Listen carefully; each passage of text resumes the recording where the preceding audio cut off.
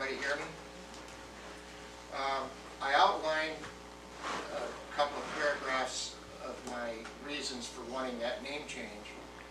And I think primarily there's a lot of confusion in delivery and the fact that the road starts out on Dairy Hill and then merges into Chamberlain.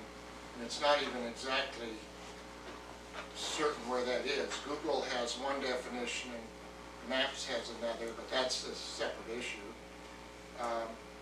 There isn't many addresses on Dairy Hill Lane.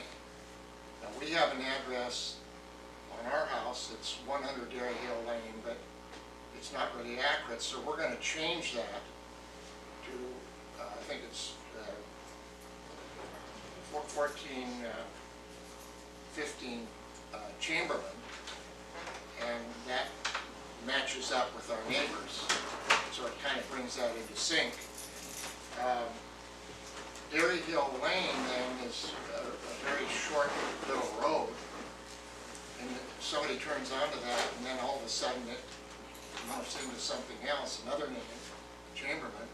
It makes it kind of confusing, and I see no purpose really to have Dairy Hill Lane on there. Now, I understand people are worried about a historic significance, which, you know, has some weight, but I still think that the problem exists with that confusion. And the historic thing can be maybe settled by having some signage, this historic signage with the pictures. They could have a little Cossack down in the Benny Benson Memorial that would maybe explain a little bit about Dairy Hill Lane, a little bit about Fort Raymond, and the base that was built near there, and some of the other, the old boat harbor, that type of thing. So the historic thing doesn't necessarily have to go away because we eliminate the name Dairy Hill Lane. Now, the dairy really no longer exists. There's one old building that probably when I'm gone it'll be torn down after all the junk is taken out. But all of the old buildings are gone. Now, there's some very good old pictures of what the dairy looked like in the 20s or so. But I want you to consider making that change, and I think it would be beneficial to solve these problems. Does anybody have any questions? Thank you, sir. That's good. We'll keep going with the public comments, but if you're going to be around and folks have questions, we'll suspend the rules. Thank you. Thanks. Next on in. Linda Paquette. Let's see, I don't want to be talking over so many children. So, Mayor, Council, thank you for the opportunity.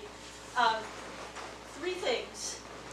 I was going by the waterfall the other day, and there was a campfire up top by the waterfall, and I called it in, and much to everybody's surprise, that's an okay place to have a campsite and a campfire. And so I just wonder if that's really how we want things. It seems like a really dangerous place to be letting people climb up and have campfires and camping right there at the edge of the waterfall. Seems like we're looking for trouble at that point. Second thing is, what's happening out on Low Point is really sad, and I just want to remind everybody that the majority of the people that live there lived there when we had the trauma with that facility a number of years ago. So there's a lot of what I would term PTSD going on now. When people walk out of their house and they're greeted with this hellacious odors, and you're driven back into your house, it brings up all the bad feelings about how things went down the last time, and you've got a storm brewing out there. I understand the repairs are scheduled and all of that, but somehow we have to look towards the future and towards keeping things like this from happening in the first place. Traumatizing your neighbors is really not a cool thing. It really isn't. And then the third thing I wanted to say is that I was really honored to be asked to serve on that electric rate study committee. And I think in some ways, you know, some of this business has been sort of kicked down the road, and I just want to encourage the current council to really embrace, you know, this is, to my way of thinking, the year that we start to really fix the broken things. And it seems like this whole issue with the rates and the electric and who's paying what is a little broken, and I just really encourage you to find a plan to get it so that it's fair for everybody. Thank you. Thank you, ma'am. Next on bid? Laura Schneider. Hi, good evening. I'd like to speak to you first as a member of the Port and Commerce Advisory Board, and then briefly as a private citizen. So at our May 5th regular meeting, the Port and Commerce Advisory Board, from growing, keeping people from being able to live here and to have lives here that are sustainable so that they can stay in Seward and raise their families here. And so PACAB passed a resolution that I wanted to share with you that you fully support and promote the work of HYPER in any way that you can. That we see the work that they are doing as extremely valuable for the community. And along those lines, we also discussed and wanted to recommend that you consider that the funds being given to the city by Norwegian Cruise Lines be used to purchase a building, specifically the Big Bay Beginnings building, and renovate it for use as a child care center. Now, that building would be a city asset, it would remain in the city hands, but would be run as a public-private partnership with a group such as HYPER, running a child care facility for 40 children in our community out of that building. One of the struggles that they have, and one of the things that we learned through talking with Casey and talking with the HYPER board, is that grant funds are not available for buying buildings. It's one of the things that none of the grants for childcare will allow you to do. So this is a big stopping point. It's one of those things where you can't start the facility if you don't have a building. And it's not possible to get grant funds in order to get that building. So this is something that is really, it's kind of the roadblock right now to their plans moving forward. And I feel like this is an opportunity. Let me speak to you as a private citizen now. So that was PACAB just wants council to consider it as an option. And just really quickly, as a private citizen, I have a business. There are 10 of us total. 3 out of the 10 of us have issues with childcare that cause us to have weird schedules. Now I say us, I don't have any children myself. Okay, so I'm going to have to ask you to wrap it up because Okay. that was your bell. Okay, thank you. All right, well, thank you, and I appreciate your time. Great, thank you. Madam Clerk, has anyone else signed up? Jackie Wild. Mayor and Council, I want to remind everyone that May is Mental Health Awareness Month, providing an important opportunity for reflection and collective action to address barriers, including ongoing stigma of stereotypes. I will wait with you until you are ready to face it. We can sit and talk or sit in silence. We can watch TV or you can shout and rage at me. However, all of it is unfair. Just call me or message me. I know you don't think they do, but people really will understand. While you feel like this, we are here for you. When you're ready to leave the dark room you're in, we can do it together. There is help and there is hope. You are valued, you are loved, and you are wanted. What can our community do to recognize the signs of mental illness and assist those that in need of care and treatment? We can listen, show understanding. If you suspect a loved one is struggling, offer and listen, encourage them to speak to and seek professional help. Suicide affects all demographics, different ages, races, sexual orientation, and occupations.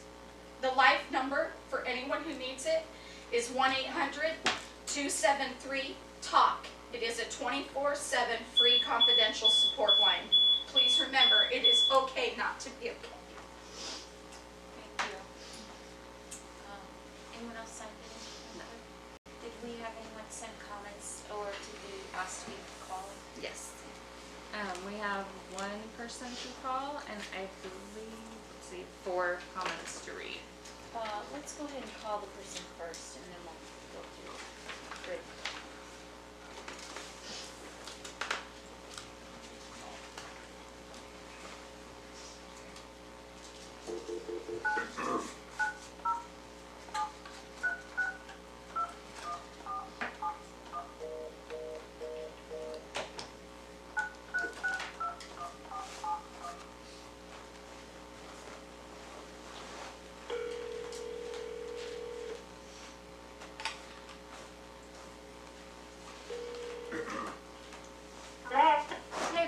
it's Jessica. I'm with the City Council and we're ready for your citizen comments. You have 3 minutes. Okay, thank you, Jessica. And before I get started, I'm not sure if it's on my end or what's going on, but both the sound on the YouTube and the sound on the radio is kind of staticky and pausing. And there's like little bleeps of dead air. So I just thought I'd bring that up. And second, and then the reason I was signed up to speak before I knew that, I couldn't hear what all he was saying about the Dairy Hill and the Chamberlain Hill, but if we have to choose a name, why not just make it all Dairy Hill? I'm afraid that Seward will lose more history there because everybody says, what's up on Dairy Hill, and then you explain there used to be a Dairy Hill here. So I just don't want to lose that history. So that might be a suggestion, and remind everybody to have their house numbers beside the road so people can see them, or visible from the road if they have a lot of bushes between their house and the road to help the EMTs and firemen. And second of all, there's a couple of upcoming things where summer's getting here. So we have the combat fishing tournament May 26th, and we have the Mermaid Festival May 13th to 16th. So seems like it was a long way, but summer's here. Thank you. Thank you.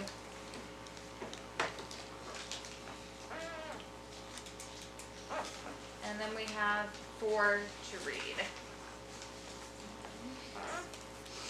So the first one is from Phil Zimmerman. Madam Mayor and council members, after watching the recent council meeting, I feel I need to clarify some things in order to gain a universal understanding of the concept of the assessment district and the developer reimbursement program and their intended purposes. I realize this is confusing, and I admit that it took me a little time to grasp the operation of these two programs, mainly because they work together but have completely different purposes and are different programs. To begin, the assessment district is a program to aid developers in the process of paying for the installation of city-owned infrastructure required for development. This is a loan from the city to the developer for the materials and labor involved in the installation of the utilities. The loan is then divided by the number of lots that were provided utilities, and that amount is attached to each lot as a lien. The idea is that once the developer sells the lot, that assessment must be paid to the city in order to achieve a clear title on that lot. In my case, the total assessment paid by the city was $419,000, and the number of lots provided with utilities was 13, making the assessment per lot $32,000. Secondly, the developer reimbursement program is a way for the city to partner with developers to make developing raw property feasible and to keep the cost of property in a range where people can afford it. Through the DRP and upon council approval, the city may pay up to 50% of the assessment in order to aid in economic growth within the city. This money does not go into the developer's pocket in any way. The facts are the utilities are owned by the city, located in streets owned by the city, and are a source of income to the city by way of water, sewer, and electric charges. Not to mention the property taxes and sales taxes generated by the developer building homes on their lots. Without the DRP, it is not feasible to develop property within the Seward city limits, and even with the DRP, it is still a risk with a very tight margin. Another question that was brought up by Councilmember Casagrande is why are these lots not listed for sale? I have had these lots listed since last October, even though I was not able to sell them until this March when the assessments were placed on each lot by the city. I recently pulled my listing because after almost 2 years of being under the understanding that I was partnering with the city to be able to make available some property that would bring some affordable housing to our town, I was devastated to hear that there had been no steps taken by the city to provide funding for the DRP that had been implemented for more than 18 months prior. At this point, I had already signed a purchase agreement for 2 of the lots at a price that I would lose money at without the city's partnership. After 2 years of having the impression that the city was ready to fulfill their part of this partnership, I feel I was hung out to dry, so to speak. I pulled my listing to regroup and try to revive this program and partnership and get back on track. I have recently had a conversation with Councilmember Casagrande, and when I explained my motives to her, she made a valid point. Her point was that if the lots are not for sale, it drives up the cost of other housing in Seward, because as we all know, the supply is nowhere near the demand.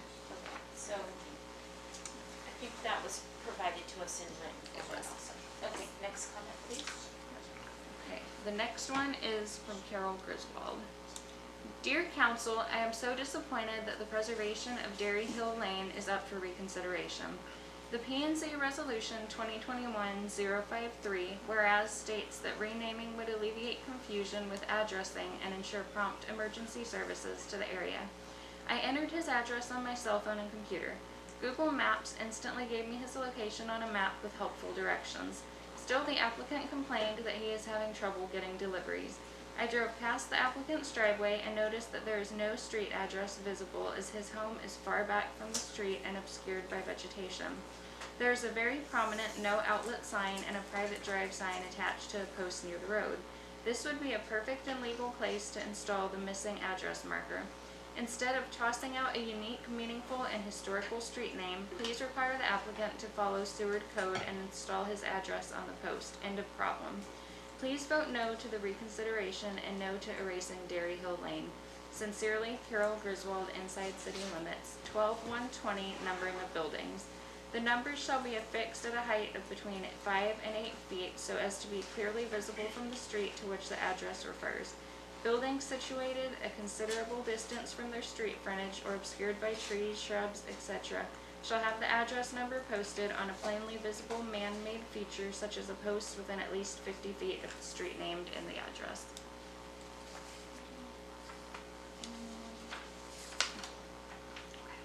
Next we have Sarah Walker. Dear Council, my name is Sarah Walker. I've lived in Seward for nearly 11 years. Our daughter was the third generation of Walkers to be born here at the hospital. We're committed to raising our family here. However, we've struggled on and off with finding child care for our kids who are now 2 and 5 years old. With our first child, we were both able to work, relying mostly on our family and friends to care for her. But when our son was born, it became more of a challenge and we started looking at daycare options. It was then that we realized the lack of child dedication to our city. Sarah Walker. Thank you, and that was the last comment? Oh, we have one more. Okay. Yep. The last one is from Margaret Anderson. Mayor and City Council members, I was caught off guard when Resolution 2021-053, approval of renaming Dairy Hill Lane to Chamberlain Road, located to the north and west of the Seward Lagoon and the Cliff Edition, was voted down. I watched the P&Z meeting on April 6th, in which the renaming to Chamberlain Road was thoroughly vetted. Stephen Lear petitioned Community Development requesting Dairy Hill Lane be merged and renamed to Chamberlain Road. It made sense to have one road from the exit off the Seward Highway to intersect with the North 2nd Avenue. Planning and Zoning passed Resolution 2020-010 unanimously. When the city considered Resolution 2021-053, Mr. Lear was out of town and was not made aware of the 4-2 failed vote until his return several days later. As the planning department and Mr. Lear pointed out, a road declared as a lane is usually a short roadway or driveway, not a lane that intersects with a more established roadway. I was born in Seward, and during my growing up years, 30s, 40s, 50s, I walked Chamberlain Road on a regular basis. Mr. Chamberlain owned property on both sides at the crest of the road. This was when the only developed property on Chamberlain Road and the Cliff Edition was owned by the Lear family and Chamberlain. Pat Williams owned property in Cliff Edition, and she always referenced the road as Chamberlain. Please reconsider Resolution 2021-053 by naming all of the road Chamberlain. Margaret Anderson. Thank you. So just to check again, are there any further comments? No. Okay, thank you. Now we're on approval of the agenda and consent agenda, and I'm looking for a motion and a second. I move for the approval of the agenda and the consent agenda. A second. Are there any changes proposed by Councilmember McClure? I'd like to add Resolution 2021-056 to the consent agenda. Are there any objections? I'm just looking for objections. My computer went to 056. Okay, seeing no objections, we'll add that to the consent agenda. Are there any other, Councilmember McClure? I'd also like to add Resolution 2021-058 to the consent agenda. Are there any objections? Councilmember? I object. Any other changes? Okay, Madam Clerk, we'll look for a vote on the agenda and consent agenda, please. Approval of the agenda and consent agenda. Osenga, Yes. McClure, Yes. Casagrande, Yes. Demas, Yes. Cease, Yes. Buckland, Yes. Mayor Terry. Yes. The agenda and consent agenda have been approved. On the consent agenda, you have resolution 2021-056. Authorizing the city manager to enter into a contract with Kendall Automotive for the purchase of one model year 2021 Transit 250 Cargo AWD, medium roof fan 130 WB base with an extra set of winter tires and rims with sensors with the cost not to exceed $41,160, and to professionally equip the vehicle with new police safety equipment, radios, and custom decals with the total cost not to exceed $49,534.96, and appropriating funds. Resolution 2021-057, authorizing the city manager to enter into an agreement for up to 18 months with RSR Contracting, LLC for transmission right-of-way clearing work, with the contract based upon a per-mile cost not to exceed $500,000 over the designated period, and appropriating funds. Approval of the April 26, 2021 City Council regular meeting minutes. Approval of the April 30th, 2021 City Council special meeting minutes. Non-objection to the renewal of the liquor license for Jean's Place Beverage Dispensary Tourism 4696, and non-objection to the renewal of the liquor license for the Cookery Restaurant Eating Place Public Convenience number 5400. Great, thank you. Next on the agenda is special orders, presentations, and reports. The first presentation is Building Safety Month. And I know that out in the hallway, there's a couple employees that have to be front and center so that the public can see you. So I'll read this first, and then I'll let you guys introduce yourselves and make a couple comments if you want to say. So, whereas Seward, Alaska is committed to recognizing that our growth and strength depends on the safety and economic value of the homes, buildings, and infrastructure that serve our citizens, both in everyday life and in times of disaster. And whereas our confidence in the resilience of these buildings that make up the community is achieved through the devotion of vigilant guardians who work year-round to ensure the safe construction of buildings. Whereas these guardians are dedicated members of the International Code Council, a nonprofit that brings together local, state, and federal officials that are expert in the built environment to create and implement high-quality codes to protect us in the buildings where we live, work, learn, and play. And whereas our nation benefits economically and technologically from using international codes that are developed by national voluntary consensus codes and standards developing organizations, our government is able to avoid the high cost and complexity of developing and maintaining these codes. Whereas these modern building codes include safeguards to protect the public from hazards, such as hurricanes, snowstorms, wildland fires, floods, earthquakes. Whereas Building Safety Month is sponsored by the International Code Council to remind the public of our critical role of the community's largely unknown protectors of public safety, our code officials. Whereas Prevent, Prepare, Protect, Building Code Save is the theme for Building Safety Month 2021, encourages all Americans to raise awareness about the importance of safe and resilient construction, fire prevention, disaster mitigation, energy conservation, water safety, training the next generation, and new technologies in the construction industry.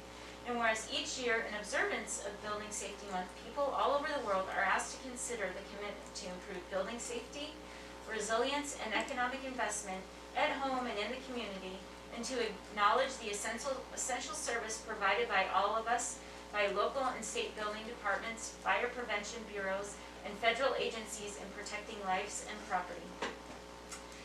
Now therefore I, Christy Terry, Mayor of the City of Seward, do hereby proclaim the month of May 2021 as Building Safety Month, and do encourage our citizens to join their communities in participation activities as found on www.iccsafe.org this 10th day of May.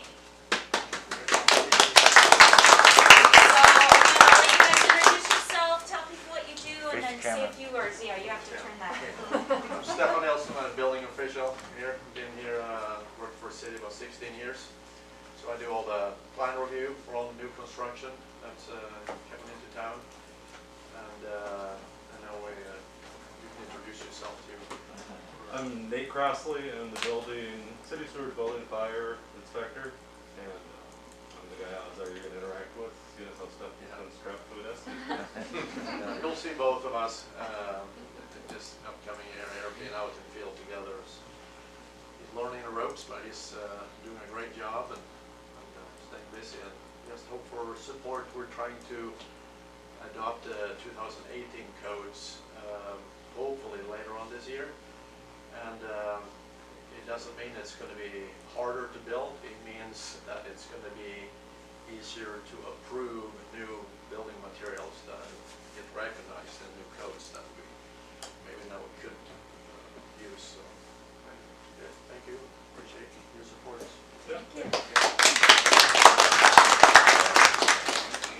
Now, harbor opening, busing of the fleet, and I know I see Deborah Alterman out there. Come stand up here. Where are the mermaids? Oh, are the other gals here too? No, I don't see them. Shelley, Shank, and Elzernia? Yep.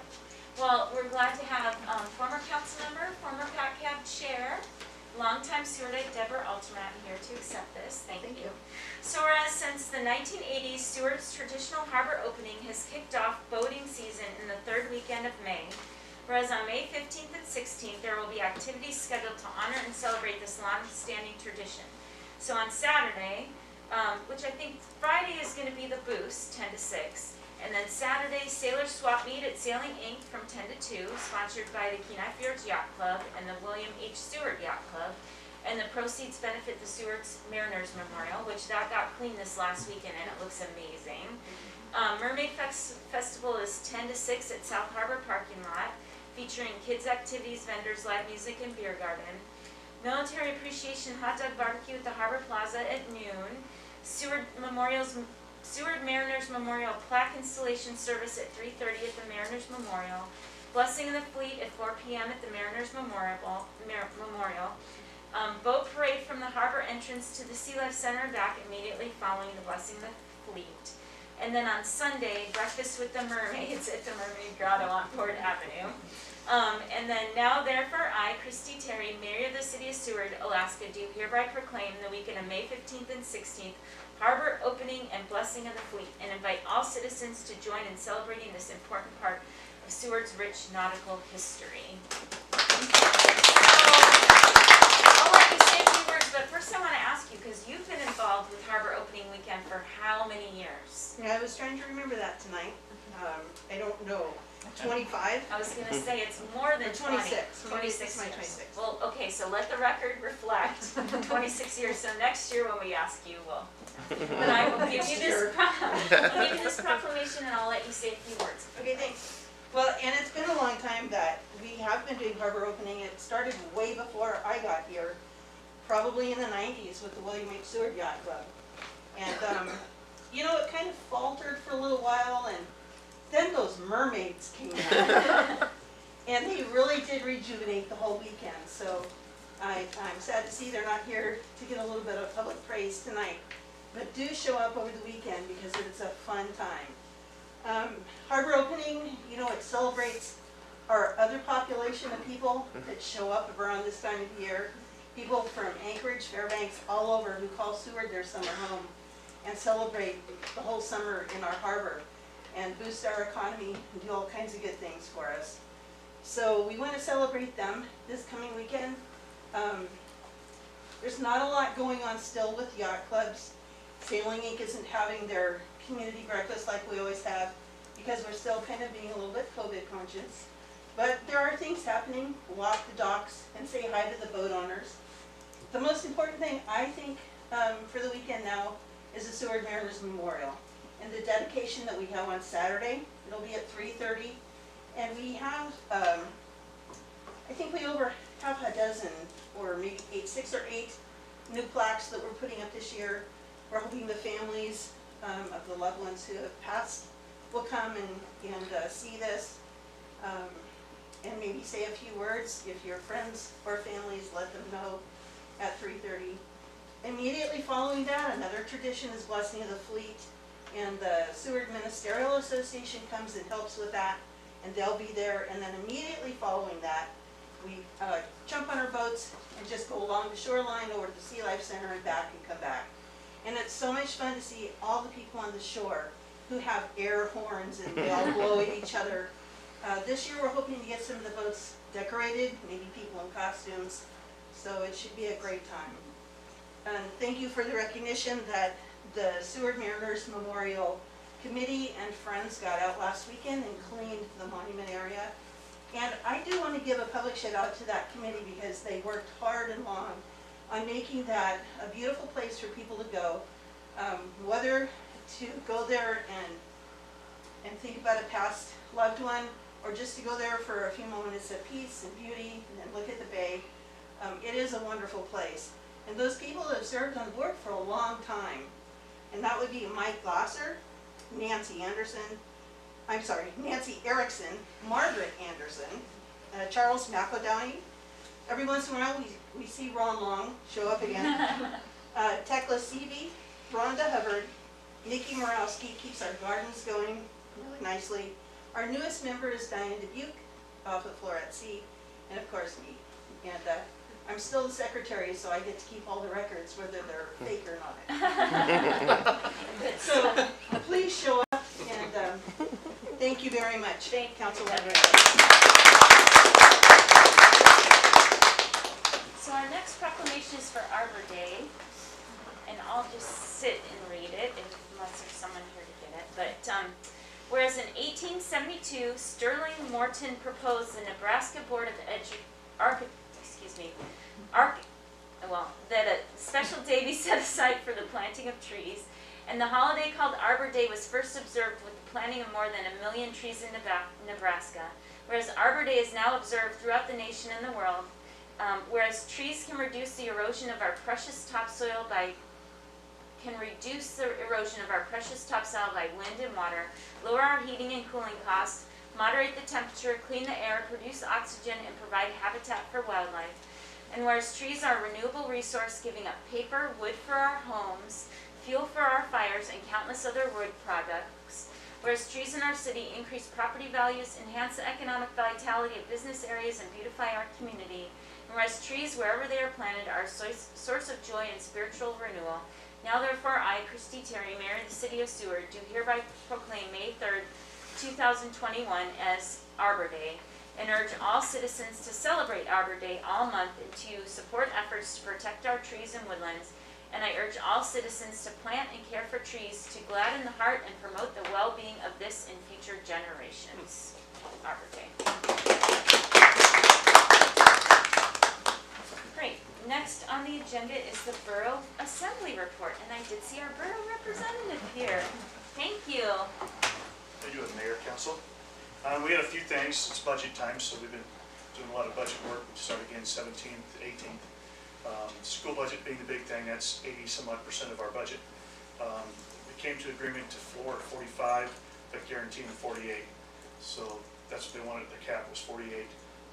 State cap would be close to 53, but that's not recognizable because state hasn't even decided what kind of funds they're going to give to the school districts throughout Alaska yet. So we're waiting on that, but we guaranteed. The new superintendent, Clayton Holland, awesome guy. If you want to go talk to the school district, this is the guy you can talk to. Sean Dusick, not too talkable. John, not too talkable. This guy comes to all of our meetings, talks to all of us, can work with 48,000. So I really, I've been in 3 superintendents now, and this guy, I think he's top notch. He's going to do really good. Old school, likes to go back into the old school type education. So I think it's going to really work out. I think we got a good partnership now with the school district, which we have not had since I've been there. I don't know about Sue, but it's been up and down. So we also got issues at Low Point. Plus the borough's budget is no higher than 3% from last year. It's an average is around 3%, so we're keeping it really low. It's doing pretty good. Low Point parking out by the beach, that will be really monitored this summer. There already been tickets handed out. We just got somebody for, I don't know who it is, for towing cars away. So you'll be ticketed or towed, one of the two. So that's, when you go out there, just watch the signs. They're there for a reason. And they can't fill in the little swamp next to it. that's called wetlands, and that's DNR, and they won't do it. So we asked about that too, but they won't do it. So the only parking you have really is over in the paid parking area.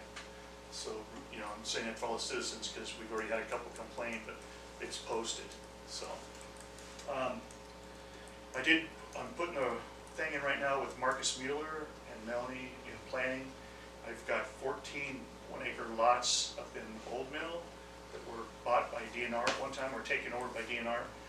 Now it's Chugach, and we're trying to work out so we can get 14 more lots to be sold for more housing up in that area. I live in the area, and I walk out there with my boy, and I noticed it, so I looked on the map, and there's cul-de-sacs and everything that's already there, just overgrown with alders.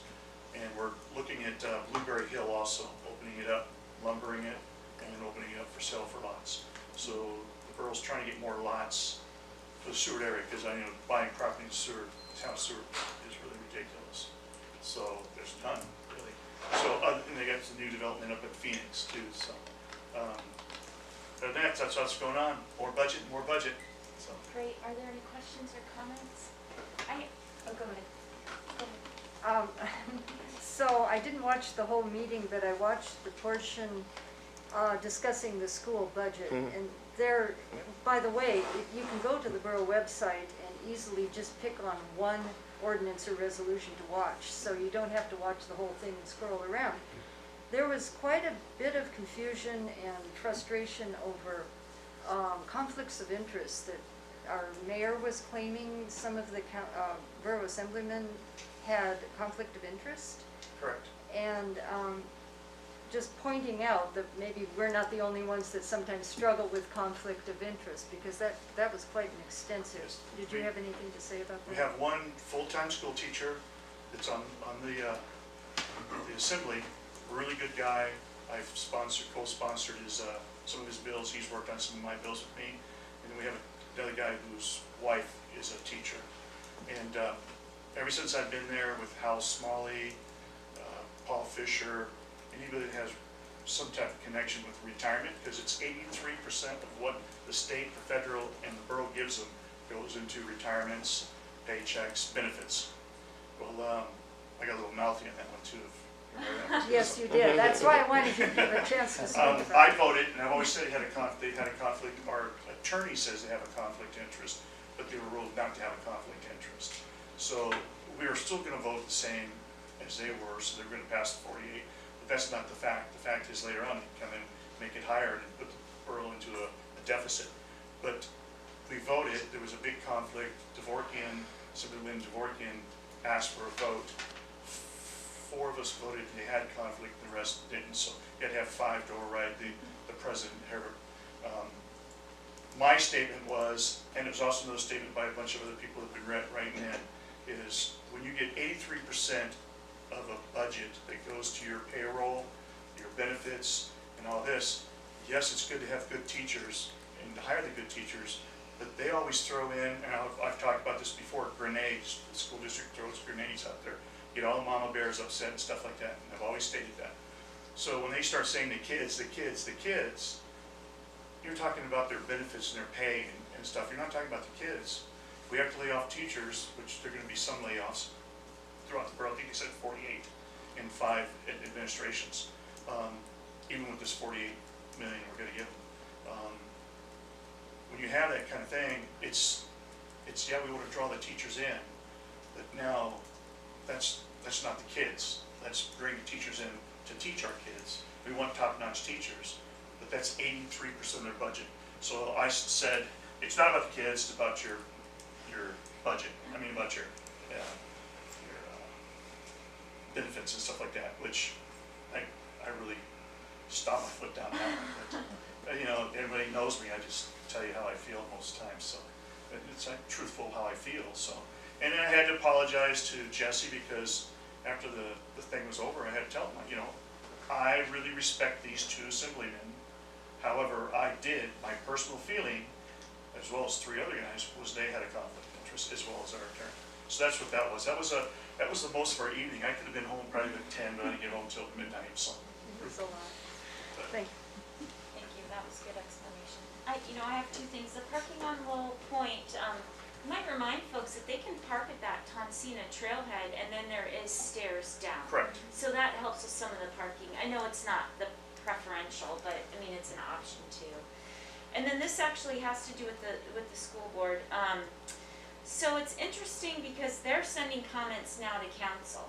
So, you know, our track and field is in terrible shape. There's standing water, maintenance issues, and we've been on the list, and a number of our sewer projects keep getting bumped off the capital list for more in favor on the other side of the peninsula. So, all the capital related projects are for Homer, Nikiski, Namwalik, Seldovia, and that side of the peninsula, which I'm sure are well-deserved projects also. But it's just interesting to me that our parents are trying to talk to the school board about, you know, what about our kids, what about our facilities? And actually, the school board recommended that this parent, you know, I would even have your local city council get on board, never get some extra voices, which we literally have nothing to do with it. But I don't know if within your, you know, budget talks or conversations with the school board, you know, we would like to see, you know, our kids in our facilities. You know, I have 6 kids, a number of my kids have already graduated. That senior year, there's no class options for them to take. They take everything. So, I mean, in those conversations with the school board, you know, you have the opportunity to speak to them. Let's make sure that Seward also gets a piece of that pie. That, I mean, because 48 million is, you know, nothing to sneeze at, and Seward should be getting, you know, a fair share of And that. that's, the sewer track and football field are on schedule with the mayor.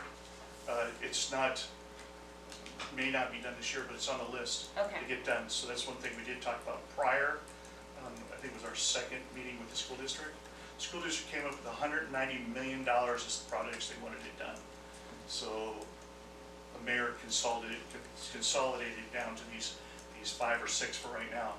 And then he plans to keep putting more and more in. Sewer track and football field were also mentioned. I also talked about the ice skating rink. Again, the borough's going to give the city the land for the ice skating rink if we ever get one. So I already got that passed through when Max Best was in there. It's right next to the city electric, kind of between the power plant and the school, the track, that little slope in there. It's a perfect place to put an ice rink. Okay. So that's we're working on that too. So, but there are a lot. There's like $190 million projects. Also, KCLO, we got the government to work with us on that. So now we got Resolution 2021-039 for $7,086.02. And the electric department for 2021 construction season restock for $5,800. And electric for 2021 construction season restock for $10,430. And with the water department, this was urgent. The water maintenance repair to cell package when those damaged for the OSEC 24 PPD for $17,900. And then the electric for purchase order for field engineering services for $25,000. And then the electric for a unit heater installation in the electric department warehouse for $9,966. And then I have the scoring criteria for the CPA services. So for 20 points, the capability to perform scope of work in a timely manner. 20 points for past experience in performing similar work. And 20 points for availability. 10 points for understanding of the work to be performed. And then 30 points for proposed hourly rates. And I'll take any questions.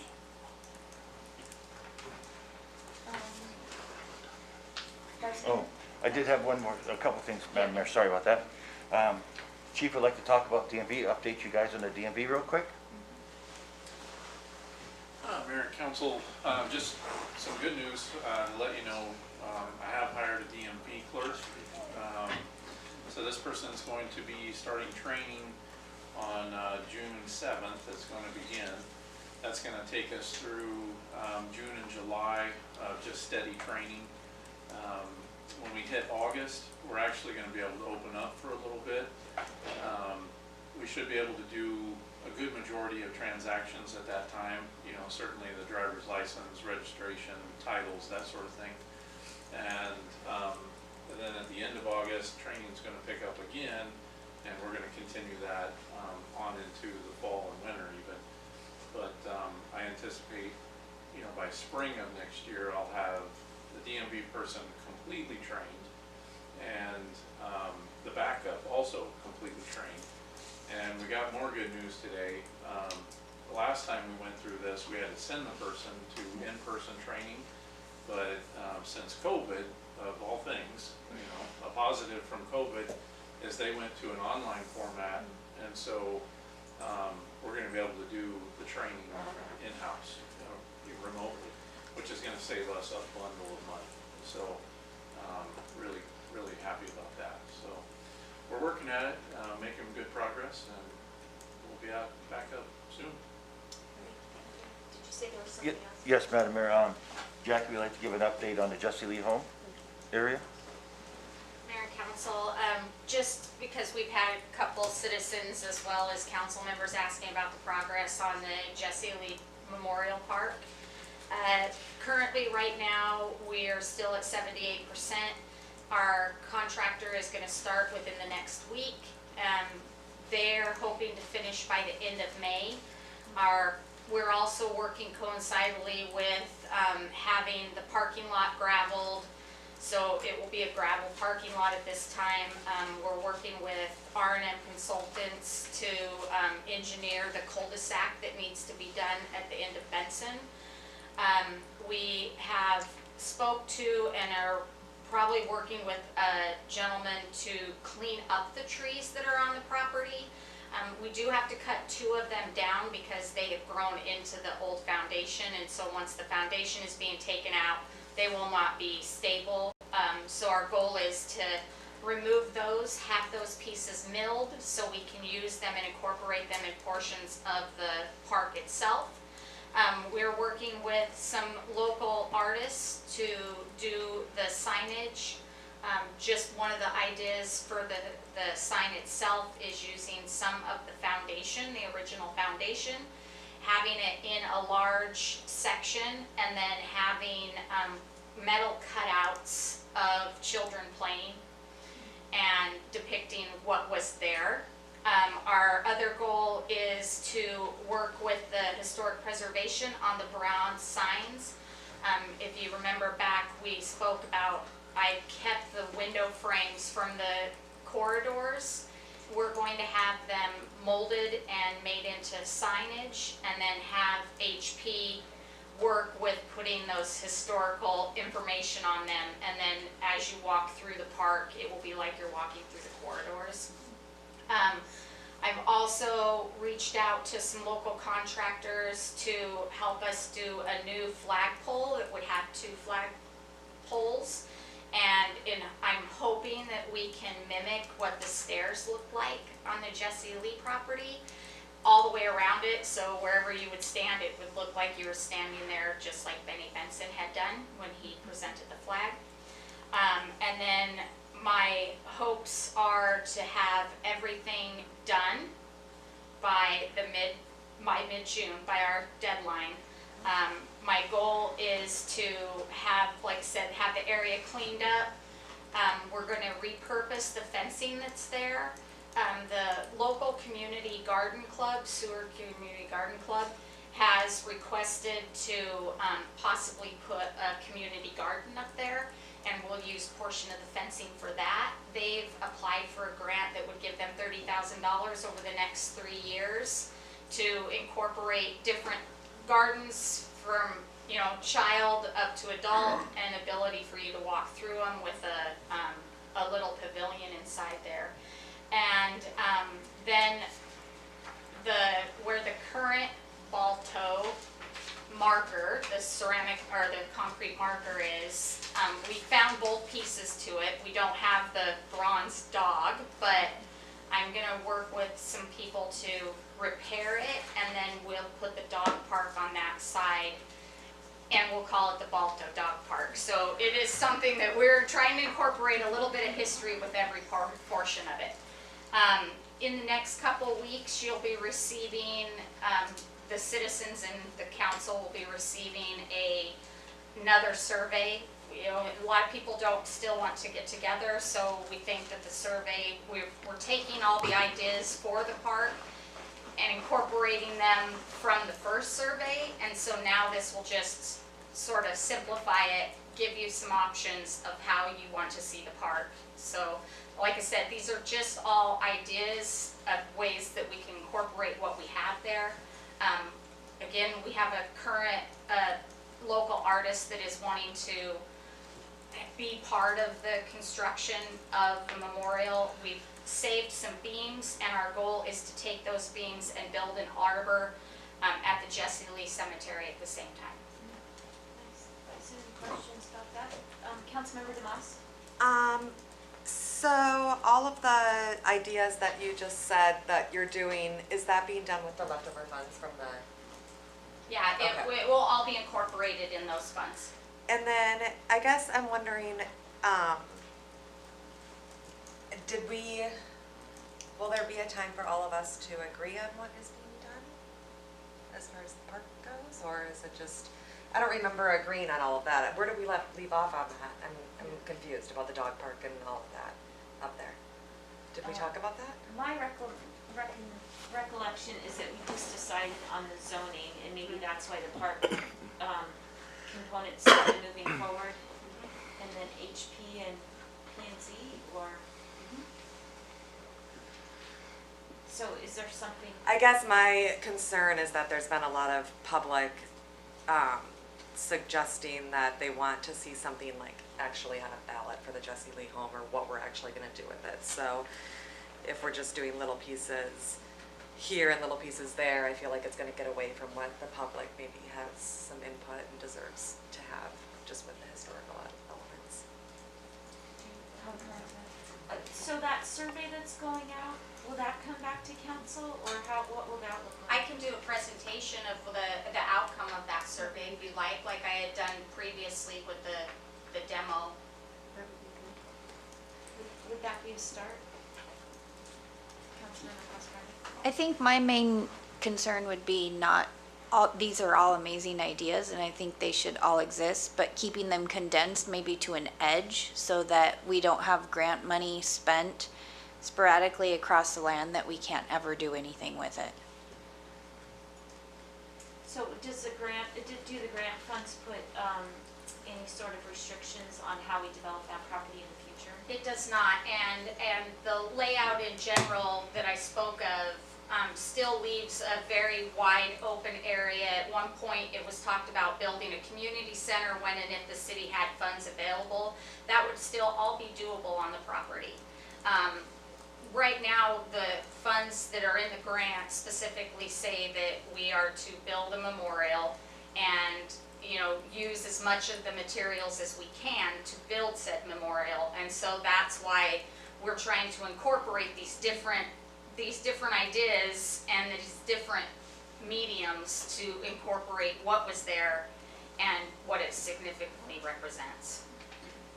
So I guess I'll just jump off of that and say, I'm guessing that you have visuals for yourself to go by on contractors. Maybe if that gets distributed to council, that would be helpful. Yep, I can do that. Yeah, that'd be awesome, thank you. Thank you, Jackie. Madam Mayor? Yeah. I'm going to step out for a minute. Yeah, Be right thank back, you. Yeah. before we get to Yeah, make sure business. you unlock that door. Thank you. Thank you. Vice Mayor, you had your hand raised previously. Did you have a question? It went so far, I forgot what I was I'm so sorry. I'm sorry. I did have for the city managers, but it would be for Doug. If not Doug. who was it? Doug's on here. Okay, he was, I thought I saw it. Anyway, there he is. Could we have an actual update on the sewage lagoon, please? And actually, did you get the messages today? Well, but Where we're at? just for the public. Oh, for the public? So the update that I printed out today is we have finished pumping today from one lagoon to the other to get it drawn down so we can do the repairs. We're below the air lines now. We can go ahead and get those repairs done. We were able to speed up the contractor that was doing those repairs, and he's coming down to start work on Wednesday to start those pipe repairs. And then the contractor that's coming to do some repairs on some of the fabric that it had bubbled up and torn a little bit at the top, he's coming on Thursday. He'll be here Wednesday night to start on Thursday. So updates came pretty quick, and certainly when we did the drawdown of the one, the ice had frozen over everything, so there was no aeration in that north lagoon. And yes, there was definitely smell out there. I mean, it wasn't something we were proud of either.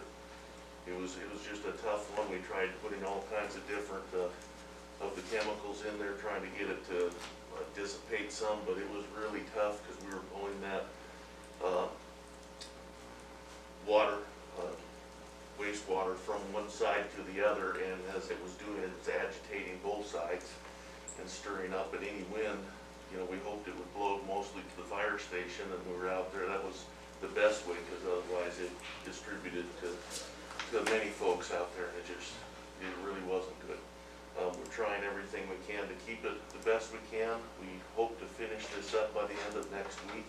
They'll get this stuff done. We have a few things we're looking at our own infrastructure that was down in the ice to be sure that everything is in good shape. There's a few things that stands that have tipped over, things that we had to get in.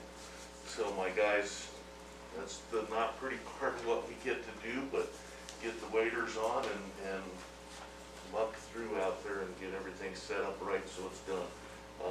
One other thing we did, we've been working with several companies, and one of them happens to be the one with the biodomes that we put in out there, and he's worked with a few other companies on some different types of whether it's bugs or an additive that work, but it's so far worked super good on both odor, and it also reduces the sludge in the lagoon, and quicker than I thought, you know, especially everything that's suspended. So we're working with those guys. Anything we get, we've checked on several of them. They're not cheap to get, but in the long run, if we can get them to really knock the odors at all times down, that's the goal, is to get something that's doing a little better than what we have with the sodium nitrate, and we react to that. It does help for sure, but it's this type of thing. I can't say it would be different if we, in 4 years or 2 years or 3 years, when we go to do sludge removal. I mean, unfortunately, it's part of, as you draw it down and go through these things, you're gonna have some of those, and we're gonna try to keep them the best we can, but we're real hopeful for this next one coming in. We've got great reviews on it and great other test cases that we're reviewing right now, but we're hoping to add some of that even by the end of the week, this week, to get a first dose of that in there and hopefully get it working. So it's a lot of work to it, but we're certainly trying to get that minimized the best we can as far as discomfort, but it wasn't fun for anyone out there. My foreman ended up 3 days last week, the Wednesday, Thursday, Friday, as it was, I remember it was Tuesday, Wednesday, Thursday, was some of the worst days, and most of it, at most times while we were there during the day, was blowing to the west toward the fire station. But there's things that need to be done out there, and he just said, you know, everybody else is out here, I'm gonna just be out here all day long working.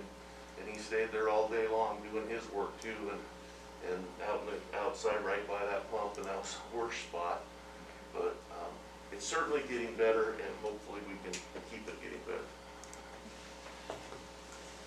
Any questions regarding that from council? Okay, thank you, Doug. Any other comments? I just have one question for administration. I'm wondering if you know what campground reservations are looking like for the summer.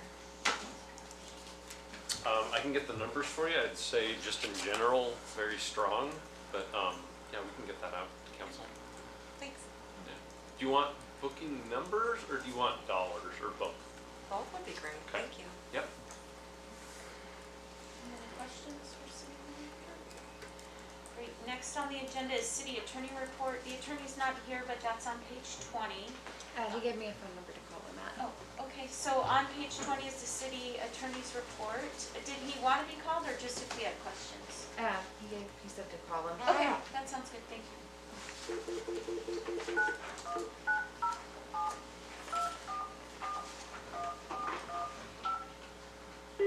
Please stop.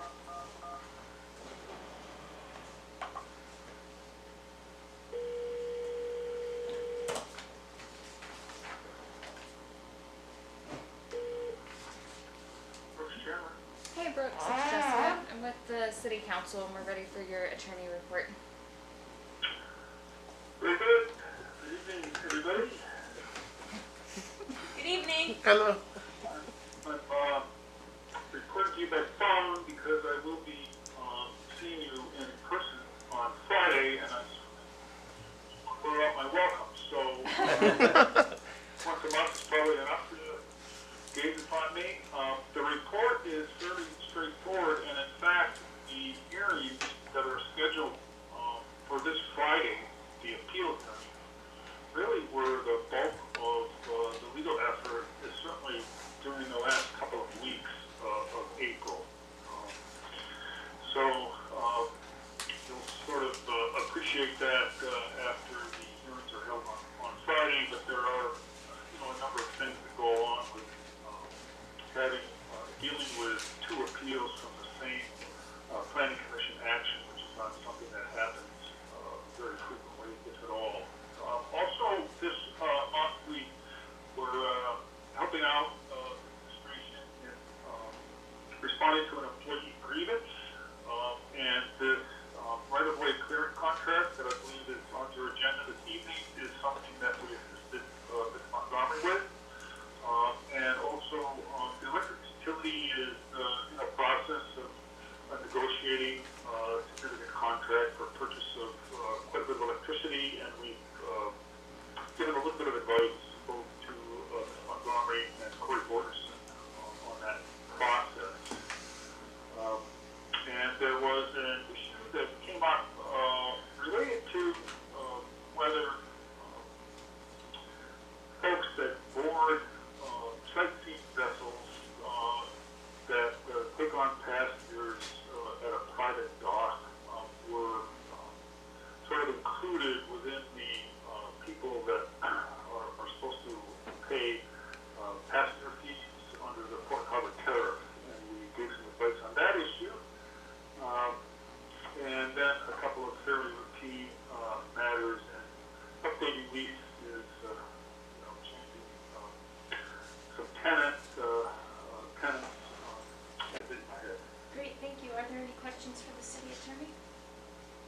Thanks, Brooks. Looks like you have included everything because no one has any questions, and we will see you on Friday. All right, very good. I'll see you then. Thank you, sir. Other reports and announcements, there are none. Presentations, right-of-way clearing, Seward Milepost 18 to 23 by Rob Montgomery, and that starts on page 22 of your packet. Yeah, thank you, Mayor. I just wanted to give a brief update on our right-of-way clearing for, in particular, transmission, and why it's so important that we begin that work as soon as possible.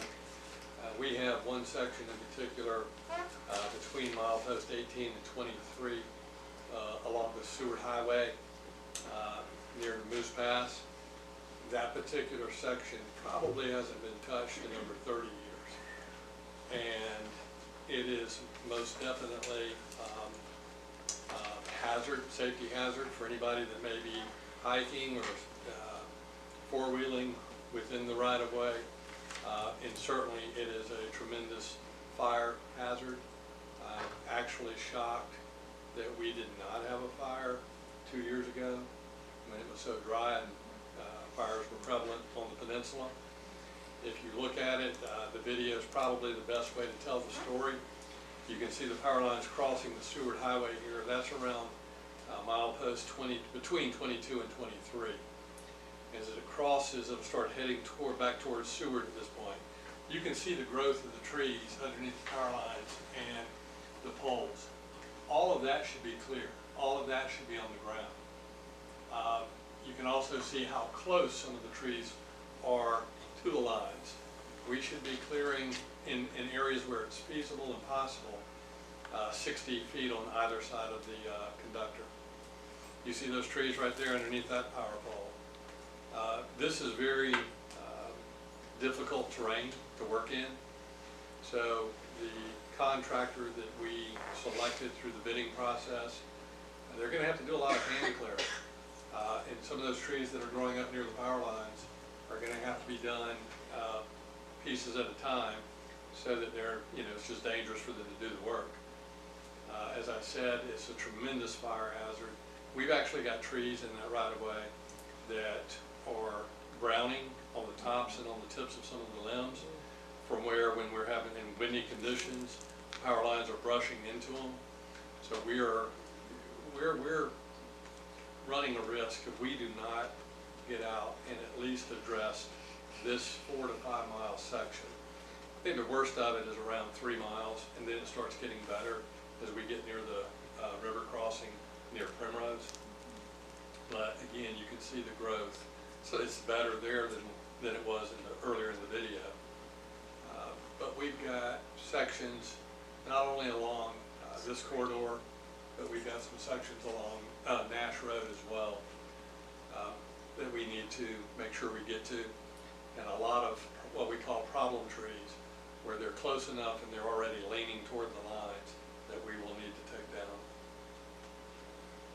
So it's my opinion that we should not risk going another summer without at least addressing this worst section of line. I think most of you can recognize where that is on the Seward Highway. That's where you see the power cut down. Again, you see our lines running right up into the trees, and it's a lot of work to be done. To maintain a transmission right of way, it's typically going to cost you, $15,000 to $20,000 a mile. But in some sections of this right of way, it's basically locked. And so we're looking to pay for the worst couple of miles of it 2 to 3 times that amount because it hasn't been done in so long. And I can't tell you why it wasn't handled earlier. But it's something that we can't really afford to let go on any longer. Are there any questions? Yeah, I think that covers it. So I just want to know then, if the ones that are on the bottom here, next to the road, will they be cut down also? You talking about trees? The trees, yeah. If they are a danger, they'll be trimmed back. If you have trees that are leaning in that direction, that are tall enough to get into the lines, then they would come down. Thank you. Any questions? And just to clarify, so what we approved under the consent agenda, we've given you the authority to move forward with this work. And I appreciate that, because this is, I've seen a lot of transmission right away. Don't know that I've seen transmission right away, particularly up around mile marker 22 and through 19 or so, that is in that bad shape. But yeah, I mean, that gives you an idea. I just wanted the council to understand exactly what it is we're facing. And the work that the company is going to be doing, the contractor, is dangerous work. We'll have somebody out there with them, helping monitor. They will be doing safety meetings every morning before they get started. So it's going to be quite the effort. You can see it gets much better there. Vice Mayor Buckland? What's the plan moving forward? Are you going to look towards, in the next budget cycle, to increase so that you can clear more of it? Well, once we get it caught up, it'll be much easier. The cost will go down significantly. But once you get these tall trees out of the way and the right of way where it's supposed to be, we will then start moving toward about a 5 to 6 year cycle, where we will target a section 1 year and maintain it. It's a lot easier to maintain it when it's already been done than it is to go in and do basically logging. With the new excavator that was approved by council 2 weeks ago, our crews could go in and maintain, but we would not want them going in and doing that kind of work. Any other questions? Thank you for the drone overview. That's great, really helpful. Yeah. Thank you. Next on the agenda is public hearings. There are none. Next is unfinished business, items for reconsideration, and that's resolution 2021-053. Madam Clerk, do you want to read the title into the minutes? Approving the renaming of Dairy Hill Lane to Chamberlain Road, located north and west of the Seward Lagoon and the Cliff addition to Seward Town Site. So that agenda statement starts on page 25, 25. So first we need a motion to reconsider and that needs to be seconded. I'll make a motion to reconsider resolution 2021-053. I'll second. And then what we're discussing now is just the merits of the reconsideration as opposed to the resolution itself. And Councilmember Casagrande, I'll let you start. So I received a call from Margaret Anderson, who made a citizen's comment earlier today, asking that I please bring this back for reconsideration because Mr. Lear was out of town, as she explained in her citizen's comments. And I fully support the public process, and therefore I am bringing it back for reconsideration per my constituents' request. Is there any other comments before we vote on the motion to reconsider, I'll Councilmember? just comment that I personally don't think anything has changed because we had all the information, no offense, from Mr. Lear beforehand. And you know, one person suggesting that, I was asked also, and I said I wouldn't move for reconsideration because nothing had changed, so, in my mind, so that's just kind of where I stand on it. Is there any further discussion before we take a vote? Councilmember Demas? I'll just say I plan on voting the same as I did the first time. More people have spoken out against the change and continue to have done so with me at least, so that's where I stand. So let's count for, if you could call for the vote on the reconsideration. Oh yeah, sure, I'll go through that. So all 7 of us are here, so we need 5 votes to get what that does is gets the resolution back on the table. So it's not gonna pass that resolution, it'll just get back on the table. But we do need 5 votes to reconsider. Madam Clerk? Reconsidering resolution 2021-053, the renaming of Dairy Hill Lane to Chamberlain Road. Casagrande? Yes. Bachman? No. McClure? No. Osenga? Yes. Cease? No. Demas? No. Mayor Terry? Yes. This reconsideration has failed. Thank you. Next on the agenda is resolution 2021-058. Madam Clerk, if you could read the title into the minutes, please. Resolution 2021-058, authorizing the city manager to establish initial funding for the developer reimbursement program to fulfill an application submitted by Phil Zimmerman for the Gateway subdivision and appropriating funds. And I'll turn it over to administration to present. Thank you, Madam Mayor. Stephen will talk on this subject. So this resolution comes back before you based off our conversation at the prior city council meeting with regard to the developer reimbursement program. Based on council feedback, administration is bringing a resolution in front of you to provide for 50% of the funds to be able to consider the application as it currently stands complete. Based off of talking with the city attorney and our discussion looking at code, before administration is able to provide a memorandum to council on the approval or denial of up to 50% of $427,971.08. The first step is to bring a resolution in front of you in order to place funds into an account so that the application can be considered. Let's start the discussion. Councilmember Casagrande? This is, I'm sorry, do we need to put it on the floor or it's? Oh yeah, no, I'm sorry. Okay. I need a motion and I'll a make a second. motion. I'll make a motion. Get moving in advance, sorry. Yeah, let's get a motion. I'll make and a motion to adopt resolution 2021-058. Second. Okay, now, thank you. Now, Councilors. Okay. I personally am going to make a motion to postpone this for a couple different reasons. So I'll go ahead and make a motion. Can I just ask order of business or procedure wise? So why don't you make your motion, get your second, and then you can speak to your motion to postpone. Okay. So I'd like to make a motion to postpone resolution 2021-058 to the next regularly scheduled council meeting. I'll second. And now you can speak to the postpone. Thank you. I would like to postpone this for a couple different reasons. I would like to put money in the developer reimbursement fund not specifically for one person, because I don't feel that this fund was set up for us to be like, okay, now let's put it in for this person, let's put it in for this person. Just, and I don't know if the city attorney is listening, but I feel like just liability wise, it's better for us to fund the fund for everyone and not fund the fund for an individual.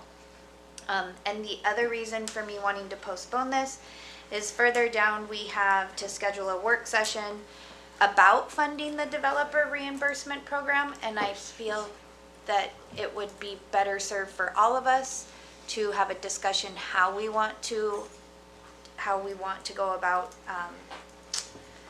putting monies in this fund, and then distributing the funds per the application as the program was intended. And if I can get us, oh wait, I already got a second, thank you. So we can discuss. Okay. Are you speaking to the postponement? Speaking to, no, not to the postponement. Okay, so we're talking about the postponement, and those are the reasons. Councilmember McClure? I'm just curious, what would change by postponing it to the next meeting? I mean, what would be different when we bring it back? So what would be different is we wouldn't have to fulfill an application submitted by Phil Zimmerman for the Gateway subdivision. It would be more so for the city manager to establish an initial funding for the developer reimbursement program. And appropriate, and Oh, I'm sorry. period. And then, was that a second part of your question? No. The other reason for postponing it is because we have a work session that we're gonna schedule about how we're going to fund that fund. And so I would like to have the work session. I'm hoping that when we get to that, we're gonna schedule it in the next 2 weeks. And then therefore, we will have discussed how the fund's gonna be funded for our next meeting. Well, I might just say, that could be how that meeting goes, but right now it just says to discuss the developer reimbursement program. I guess I was thinking that this is a broken program, so we were gonna discuss other options. Maybe not even funding this program. Councilmember? Go ahead. Someone else. Sorry, I was just gonna say, I thought we were going to, since we have this in front of us, and I think it is a broken program, my thought was that we would fund this just to get this taken care of, and then scrap this program and come up with another program at a later time. That would be funded, like you were saying, with funds for that instead of what we're doing now. This program, though, is already out there, and it's already been established with people using it or trying to use it. Yes, Madam Mayor. So it's in section 1, it doesn't say going to Mr. Zimmerman, it's going to the developer reimbursement fund account number. It's not going to, it doesn't say Mr. Zimmerman, it's just going to that fund that he was requesting. Vice Mayor? I think I would vote to the postponement. I would vote yes to the postponement. I do think that Mr. Zimmerman's name needs to be removed from the resolution, and maybe there could be a substitute resolution that administration and Councilmember Casagrande could work on to come back, and I think we would benefit from a work session to decide. I think there's a lot of gray area in the whole program. I don't know, to just say it's X amount of money for one person, even if we are just doing this, there was up to 50% was very vague.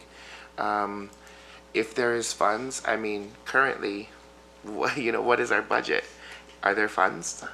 So are we within our budget? Are we outside of our budget? How are we going to make up for it? Where is that money going to come from? I think that's an important conversation to have before it's funded. I'm not saying that we should not fund it. I just think it just needs to be a little more clearer. I just wanted to double check. You said that the application is complete because last we talked on Friday it was not complete? No, so the application will not be considered complete until such time as the assessment is paid off, because if you read code, it says substantially all of the criteria for reimbursement are met. And so we can't, the other thing is, in code 5.22030, section A says the city may, so long as funds are available, reimburse. So in the attorney's opinion, we can't even bring a memorandum back to council and consider it complete until there are funds available. So there's a number of issues with the way the program was set up. Correct. So speaking to the postponement, you had another comment, Vice Mayor? I think it also would be a good idea to postpone it till the application is complete. And whether that's going to our attorney and saying what is a completed application and the definition and what is his advice on that. When we brought that specific discussion up, his indication was that administration can't, the city manager cannot acknowledge that it's complete until such funds are available. And so we can't bring it back. I don't know if I'm articulating that very well, but we can't consider it a, yeah, it's which came first, the chicken or the egg, and to some degree, the application isn't complete because funds are not available. I see. So, I'll let, John has his hand and then I'll that's go to okay. you. Okay, Councilmember DeMoss. So I just wanted to verify that an application could be incomplete for a couple of reasons, which are kind of problems with the application right now. I had an idea, I felt that it would either be fair to postpone until it's fair for all applicants, after we fine tune the application. My preference would actually be to commit to funding both applications that are on the table right now, because I feel that after just educating myself over the last week or two about the history with the program, that the city should kind of do that. And you can't apply for the program until the work is complete, but a developer isn't going to complete the work and invest if they don't know what the city is committing to. And the application has faults in that area, but I don't think it's enough to scrap the program. I think we just need to fine tune the program, and I don't think it's that difficult. But I do think that the two applicants that are on the table right now have been local developers, and this is land that could open up pretty quick if we just say, let's do it. And that was the intent when this started years ago. So yeah, we could easily postpone it and not do it, or we could say, yeah, let's fund these two applicants that have applied, commit to that so they're both funded. Mr. Harmon can't submit a complete application because he doesn't have the utilities done yet, but he's not going to do it until he knows that the city is going to help him out, because he doesn't, otherwise it's not worth it. That's the whole point of the program. At this point, I would say I didn't feel comfortable with having Mr. Zimmerman's name specifically in the resolution, so I don't know if it would be possible to amend the resolution to fund both applications that are submitted right now. I believe, what is 50% of Mr. Herman? So did you, so this is still speaking to the postponement? I don't know. Yeah. Right. I guess because I would support the postponement, or I would support both people being funded. That's where I'm at. Okay. There was a question there, I don't know if administration wants to answer that question. sorry, Liz, dollar amount or Dollar Councilmember amount, DeMoss? we have the dollar amount on Zimmerman's application. What would the dollar amount be for Harmon's? $68,000-ish. I apologize, I didn't bring the exact number Okay. with me. Thank you. Councilmember Pasquarelli. So again, what I would like to do in postponing this is have a work session where we discuss the developer reimbursement program. I think it's a great program. I think we need to, in our work session, identify how we're gonna come up with a large chunk of money to fund it as soon as possible and get it rolling, but I feel like we have a lot of horses before the carts. Another concern of mine is there's no attorney review on this resolution. I would like the resolution to come back with attorney review. And we also have an acting city manager's approval on it. So for those reasons, I have lots of reasons why I would just like to postpone for 2 more weeks and see it come back a little bit tighter. Okay, voting on the postponement, is there any further discussion? Madam Clerk, will you call for a council vote, please? So a yes postpones, a no keeps it on the table for tonight. Postponing resolution 2021-058. DeMoss? No. Cease? No. McClure? No. Osinga, No. Bachman, No. Casagrande, Yes. Mayor Terry. No. So this postponement has been failed. So now we're back to resolution 2021-058. Vice Mayor? I move to remove the, 1, 2, 3, 4th whereas from, the resolution. Second? I just don't think that this should be personal on one person's name in legislative history. I know that's not super important, but So I just have a question to that. So the application has to be, the funding, does the application have to be approved by council, or does the application get approved administratively once there's funding involved? The second of those. What's the Okay, funding so- involved in it? And again, just for clarity, you're not, all you're doing tonight with the approval of this resolution is putting money into the developer reimbursement program so that the city manager can draft a memorandum and bring back to you a recommendation whether to fund or not fund up to 50%. So this is just putting money into the account, upon which by then City Manager Bauer can then draft a memorandum and bring back to council at your desire the recommendation, and at that point in time you can amend it as you will. So this wasn't doing both those things at the same time? Correct. This is simply taking money from the general fund and placing it into and creating a developer reimbursement program account. Okay, so are the, to the 4th whereas, yeah. Go ahead, I didn't mean to interrupt you. Oh, no, I'm sorry. I was just gonna say, right now the motion is to strike the 4th whereas from the resolution. No, well, right now the motion on the floor is to strike the 4th whereas. Go ahead. I believe it's the 5th whereas. No. Four and Whereas the six. city 4 and received an 6. application. Well, right now, the only Okay. motion on the table Okay, all right. is the 4th whereas, which we can add more later, but go ahead to the maker of the motion. I'd like to amend my motion to add striking the 6th whereas as well. So strike the 4th and 6th whereas. And I then look the at my second. Yeah. too. Does the second agree? Yes. And so, again, that motion is made to take a specific name out of the resolution. Is there further discussion regarding that? Councilmember Cosgrove? Can I make a suggestion to the maker of the motion and their second to also remove the name from the title, from the sections?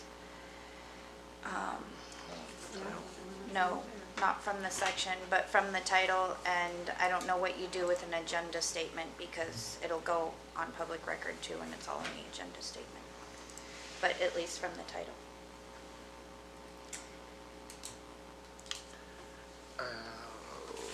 We could always go back and do that later if it's getting messy. Should we just do the 4th and 6th whereas and then do a subsequent motion?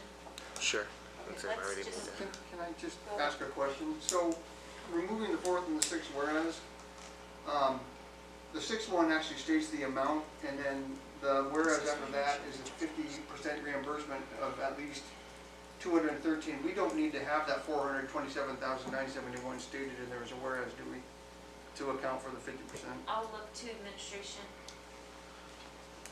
I mean, I understand removing the name, I'm just wondering if that amount has to be in there Would somewhere. it be amenable to remove a name and add something ambiguous, such as a developer? Or the program, right? Correct. May I make a quick suggestion? Why can't we just fund the Replace his program? name with the Yeah. program Fund the program. Yeah. in all those And- places. Yeah. If you take, I would like to amend my motion to replace Mr. Zimmerman's name with the DRP program. I'll second.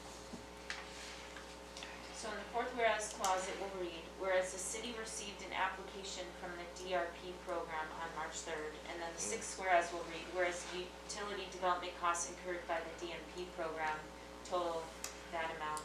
The only place, it's a little redundant in the title, but it still works. Go ahead. It's not the DRP program, DRP. Developer Reimbursement Fund? Or Developer program. Reimbursement Program, but not DRP Fund program. account, yeah. Oh, sorry, DRP, or DR program. One of those. Councilmember Pasquarelli. If I could make a suggestion, a resolution of the City Council of the City of Seward, Alaska, authorizing the city manager to establish initial funding for the developer reimbursement program, period. This is not funding though, right? I'm sorry, that is right. And appropriating funds. So let's rewind, because we're getting messy. Let's do the title, and then let's do the whereases, or let's do the whereases and let's do the title. So can we rewind all the motions? Yes, I'll take everything back. And then Councilmember Casagrande, will you make that motion in the title, please? I'd like to make a motion to strike to fill an application submitted by Phil Zimmerman for the Gateway subdivision in the title of Resolution 2021-058. Is there a second? I'll second. And so that motion will read, authorizing the city manager to establish initial funding for the developer reimbursement program and appropriating funds. So do we need further discussion, or can we just call for a vote on that? Madam Clerk, can we get a vote on that, please? Buckland, Yes. Demas, Yes. Casagrande, Yes. Cease, Yes. McClure, Yes. Osinga, Yes. Mayor Terry. Yes. This amendment has been approved. Now I'm going to turn to Vice Mayor Buckland. 1, 2, 3, 4. I'd like to make a motion to strike Phil Zimmerman on 1, 2, 3, the fourth whereas. I'll second. Or wait, strike that whole whereas, because that can go. Okay. So strike the fourth whereas clause, and your second agrees to that? Yes. Okay. Is there further discussion on that? Madam Clerk, can we call for a vote, please? Striking the fourth whereas in Resolution 2021-058, Buckland, Yes. Osinga, Yes. Demas, Yes. McClure, Yes. Casagrande, Yes. Cease, Yes. Mayor Terry. Yes. This amendment has been approved. Back to you, Vice Mayor. 2, 3, 4, 5, 6, and then it's just 6. Striking in the sixth whereas Mr. Zimmerman, and replacing that with the developer reimbursement program. I'll second. So that whereas will read, whereas utility development costs incurred by the developer reimbursement program total $427,971.08. I wonder if maybe we should just strike that? I also have one other suggestion. So let's talk, okay, so the reason why that was suggested to leave in is because then the next whereas talks about the 50%. And so that leads me to my next suggestion, which I feel we should, I was going to suggest that we fund the program for just $300,000. As an initial funding for the program, and that equals about what the applicants that are on the table right now would be asking for. It gives us the leeway to make that decision in the future if possible and not go through this again. So I don't disagree with that suggestion. The current motion on the table is different. So we can either vote on that and fail it, or we can, Councilmember Vice Mayor. I'll amend to remove this, or I'm sorry. Yeah, I will amend to remove the 6 whereas. Second. Okay, so it's deleting. So your motion is now to delete the 5th and 6th whereas? No. Or to do the, okay. Just to delete the 6 whereas. So whereas so the 5th whereas will then read, whereas the whereas utility development costs incurred by the DRP total Approximately 4,000. 300,000, or approximately 427 plus 120, 36. 136. So that's not the motion on the floor then? No, Just to strike the, just to Number strike the whole 6. thing. I thought we would just, Oh, okay, to getting yes, rid I'll of that, second. and then the next amendment would be Agreed. something else. Okay, so that's my misunderstanding. So the motion on the floor is to strike the 6th whereas? Yes. Okay. I'll second. Well, let me check. The 6th or the 7th? I said the 6th, but 6. strike the 6th. Just the 6. Any discussion on that? Okay, let's call for a vote. Oh, Cease, Yes. Casa Grande, yes. Demas, Yes. Osinga, Yes. Bachline, yes. Mayor Terry, or McClure, Yes. Mayor Terry. Yes. This amendment has been approved. Next. Um, Councilmember Pascardi? Can I make a motion to amend the 7th whereas to read, sorry. I would like to make the 7th whereas the 8th whereas and put in a 7th whereas that says the city council supports the development of city land, and then to amend the now 9th whereas to read,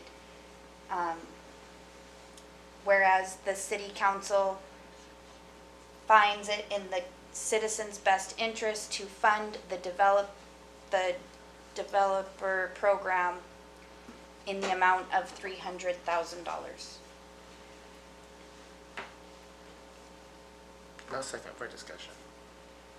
Okay, so right now, this is the whereases we have. Yeah, the So the numbers first are- 3, we have whereas number 1, whereas number 2, whereas number 3. The 4th whereas is now whereas upon implementation of the program application. And then the 5th whereas is whereas a 50% reimbursement requires funding of at least 213. Because we deleted some other whereases. So, but you're saying, so that goes, so between the new 4th and 5th whereas is where you want to place your statement. Okay? Councilmember Cease? Why would we leave that figure, 213,985 in there? I think we're getting there. It was also amended That was back the to one that I was 300,000. amending. So I was inserting a whereas above that whereas Yeah. to say whereas the Seward City Council supports the development of city land and then going back to what is now the last whereas the city council finds it in the citizens' best interest to fund the developer reimbursement and incentive program in the amount of $300,000. But within that, you strike the current. Correct, yeah. Okay, I didn't hear the strike. I'm sorry, striking. No, that's fine. I just am clarifying for Okay. myself. Absolutely. Okay, so, after the 4th whereas, you're inserting 2 new whereases and striking the whereas that we have right now before the sentence. Sure, that works great. But to be careful how you word it, it's the developer reimbursement program. You threw in assessment or something. Well, it says on Or the, incentive. it says, that's how it's worded in the whereas, in the 3rd whereas, Developer it says the reimbursement. Oh, developer. you're Incentive absolutely program. right. I was Sorry. just being consistent. Okay, sorry about that. That's okay. Madam Clerk, do you want to repeat so that we know that you have it, or we have it? Amending the 7th whereas by adding the city council supports the development of city land, and then adding a whereas on the 9th whereas the city council finds it in the best interest to fund the developer reimbursement program for $300,000. It's actually a new 5th and 6th whereas with the other deletions, I think. That's Mercy's. Can we just say up to and not up to, if not going over the 300,000?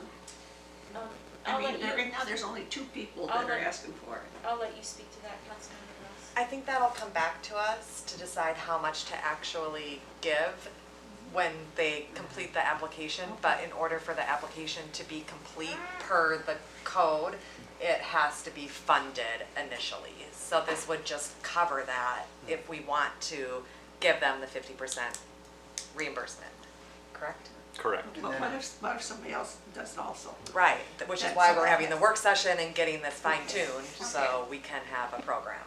Councilmember Ortega? So we're just talking about we're just talking about making the changes to the whereases, right? Okay, that's, So okay, all right. I'm just trying to make sure I know where I'm at. Yeah. Thank you. Yep, no, good clarification.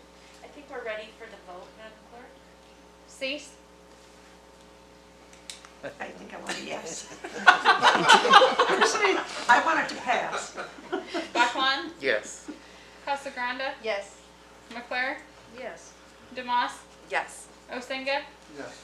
Mayor Terry. Yes. This amendment has been approved. Now I think we're on to the sections. Yeah. Does someone there want to make a motion? I'll make that motion to amend section 1 to strike the 214,000 and put in $300,000. I'll second. Is there any discussion? I think that just follows what is trying to be accomplished. Of section 1? Yes. Madam Clerk, let's call for a vote, please. Amend section 1 by striking $214 and adding $300,000. Casagrande. Yes. McClure. Yes. Demas. Yes. Osenga. Yes. Bachwan. Yes. Cease. Yes. Mayor Terry. Yes.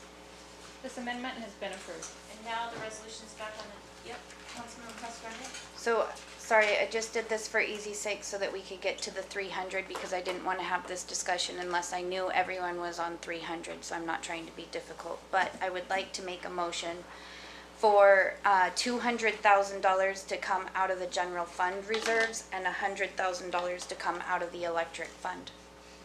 Oh, Rob just got Perfect timing. Yeah, that, I intended that. I'll second. Okay, we'll hear your reasons. My reasons being is, again, why I wanted to postpone this is we don't know. We're like in a financial cloud right now, just kind of floating around, and we don't really know what's going on. So I think that this is for our utilities, and I think that the whole reason that we wanted originally, before we came to this housing shortage that we're at today, we wanted more users within our utilities so that we could stop having to charge people minimum uses and having all these reasons why we have to have these flat rates to support our infrastructure because we don't have enough users. And I know that the water and sewer have been hurting for many years, but I do know that we have an extremely healthy electric fund. And so that is why I want to put $100,000 of electric fund into this because we can, because it's there. Any further discussion? I'm gonna vote against it, and I do disagree with you. I belong to 2 utilities. I pay 2 utility bills for our cabin, and there's a minimum fund on that too. So I think that's pretty industry standard. So I don't know that we'll ever get rid of that idea, but I think that we also have a very healthy general reserve fund. So I think that in this case, it would be most appropriate, and then look to the enterprise fund at a different time for something else. Is there any further discussion? I was just gonna say, I also am gonna vote against that, just because I do think that we do have a healthy general fund right now. And this is just really appropriating it. Well, anyways, I'm be voting against this. Well, and I think our reserves is, they recommend between 4 and 6 months, and we're over that right now, so I think the money's in the reserves. Go ahead. So since we have it on the floor, do we know how much savings we have in our electric fund? I don't know off the top of my head, sorry, Madam Mayor. If I may, Madam Mayor, I think to some, and I know where Councilmember Casagrande is coming from, just because we've spent a lot of time talking about this, and I guess the only caution I would say is that to some degree, I think you're trying to infect long-term policy on how you fund the program with the one-time allocation that you're talking about tonight. And there's a ton of different great ideas, one of which Councilmember Casagrande is bringing up right now, in terms of how we can fund this program into perpetuity. But I guess just to think about the fact that, if we're going to talk about utilities, we should probably also talk about the water wastewater side. And they've paid into about the $90,000 that have gone into the Gateway subdivision as it currently stands. But I guess just to think about that, right now you're just trying to deal with 2 applications, and I guess what I see kind of being discussed here is more of the, as we look forward to building a program, how do we fund that program? And if that's going to come from, you know, out of our enterprise funds, that's a great idea, but it's not really what you're trying to solve tonight. Vice Mayor? I appreciate that thought of doing that. I think I was really leaning towards supporting it. I think the assistant city manager had a point. I think that it's also taking $100,000 out of another budget, and then who's to say later on that was unplanned, you know, taking $100,000 out of that, and then later on they're going to say, well, we need another $100,000 for this, and we're going to need you to approve this, you know, because we were we took $100,000 out from somewhere else. So I think I'm kind of in the middle, but I do see where it is. Also, in the beginning of the program, didn't the wastewater and electric pay for portions of this already? So money came out from their budgets. Water, wastewater. Yeah. Just water, wastewater, not the electric Correct. utility. 45,000 out of water and 45,000 out of wastewater, but nothing out of electric. But the only thing Water came out, and the wastewater, only thing that no. came out of the electric was the tree refund that Right. was used for that. And again, just to bring it back to our, not to go back and rehash what we talked about last time, but you're talking about possibly refunding up to 50%. So the developer will not receive anything from the city until the full assessment of $428,000 is paid. So the city will get a check for $427,000 and change. And then the question is, do you want to pay up to 50% of that back? So essentially all you're doing is putting money into this account so that you can talk about sending up to 50% of that back. So I guess the perception that I think is going on is that we may or may not owe or give back money, but we're getting a check for 428 and we may or may not turn around and send a check back for 208. I think Councilmember DeMoss had her hand up first. Oh, no, Okay, Councilmember Casagrande. I'd like to withdraw my motion. We can vote. Sure, okay. I mean, I'm just saying, I mean, just because I think it's a good discussion. I mean, if you can withdraw it, I didn't mean it that way, but I think it's a good discussion if you, it's up to you, sorry. I'll leave it. I'll go ahead and vote on it. I mean, it's just like what administration just said. The water and wastewater have already put 45 and 45 and they're hurting funds. And the electric put money in, but that was our rebate that we spend on all kinds of stuff all the time. So I don't see that as coming. But maybe when we have our work session, we can discuss just what Assistant City Manager said. Maybe it is going to be the electric utility that's going to fund this back. So I'd hope that we can all just keep that discussion at the forefront. Madam Clerk? So did you want that added in the resolution as a whereas, or was that just? It was in the sections. It was in section 1, putting, leaving appropriating funds in the amount of $200,000 to the general fund reserves account number, that, and $100,000 from the electric fund, and numbers that, because we don't have anybody here, I don't know what those numbers are. Account numbers to be determined. Yeah. So amending resolution 2021-058 by adding in section 1, $200,000 comes out of the general fund and $100,000 out of the electric fund. McClure? No. Osenga? No. Cease? Yes. Bachman? Yes. Casagrande? Yes. DeMoss? Yes. Mayor Terry? No. This motion has been approved for this amendment. So now the resolution's back on the table. Is there any further discussion? Okay, let's take a vote on the resolution as a whole. Resolution 2021-058 is amended. DeMoss? Yes. Cease? Yes. McClure? Yes. Osenga? Yes. Swakan? Yes. Casagrande? Yes. Mayor Terry. Yes. The resolution 2021-058 has been approved as amended. Next on the agenda is other new business items, and we're down to 5B. You can refer to page 97 of your packet. Administration, this is discuss the forensic audit.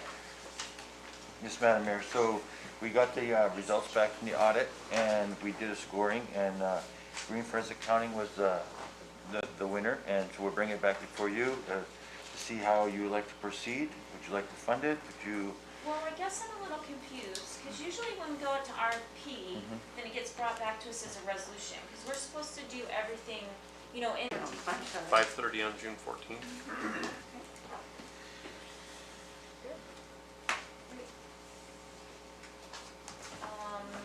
Can I, Next, go ahead.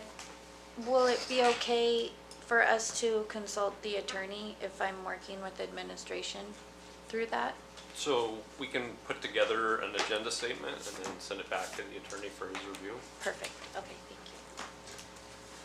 Any other directions to any questions prior to that work session? Let's get them to administration, or maybe any suggestions, get them to administration, so that when those folks are meeting, they have those other council suggestions. Does that sound good?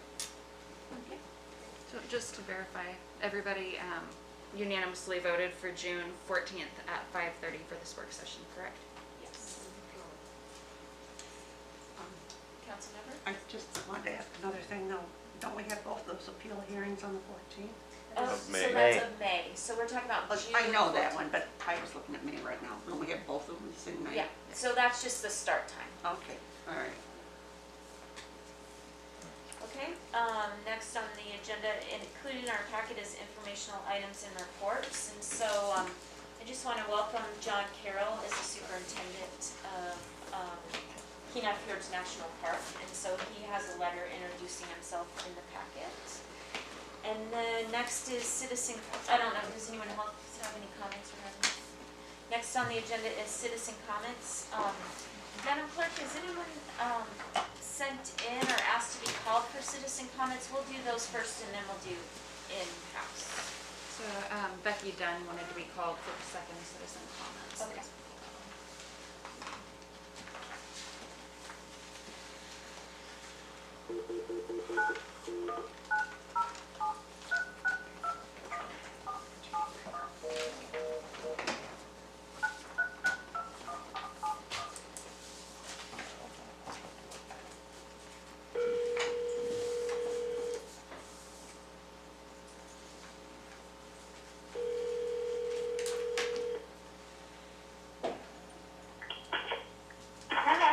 Hey Becky, it's Jessica. You signed up for the second citizen comments as well? Yes, I am. I've noticed, and I've had a few calls about the garbage alongside the roads, and particularly off the Diamond, off the Big Rock Road, I guess, to the dump, and around town. And I know people have called me before to say, to offer to serve community service with my business, but they have to do that if it's a nonprofit, and even though I feel like when it sometimes I'm not legally a nonprofit, and so they can't do that. But I think that that would be a good idea to maybe put a person in charge of people that get community service to do that, or it's just not getting done. So just a suggestion there. Also, the flag. There is a flag pole by the Jesse Lee home. The city sold the property, and it was the, I believe it's the original flag pole that the flag was flown on. It is on the apartment building side of it, and they have cleared that area and maintained that all these years. I have heard through the grapevine that they wouldn't mind flag being flown on there. That would be an awesome opportunity to just use that flagpole and contact owners of that property and of the building. It's one of the low-income housings there, and they work with them on it. Maybe even have the Alaska History class do that. I was in the process of trying to find out if I could do that by contacting the owner. And the American Legion does have an Alaska state flag I was going to purchase. I thought that'd be an excellent opportunity for the Alaska History class to do, but they, the school wasn't interested in doing that for some reason, but I would still like to see maybe even kids involved in that. But that's just an idea. I wanted to point out that there is a flagpole there. And thank you guys all for your time and for volunteering. Good night. Thank you. You're welcome. Thank you.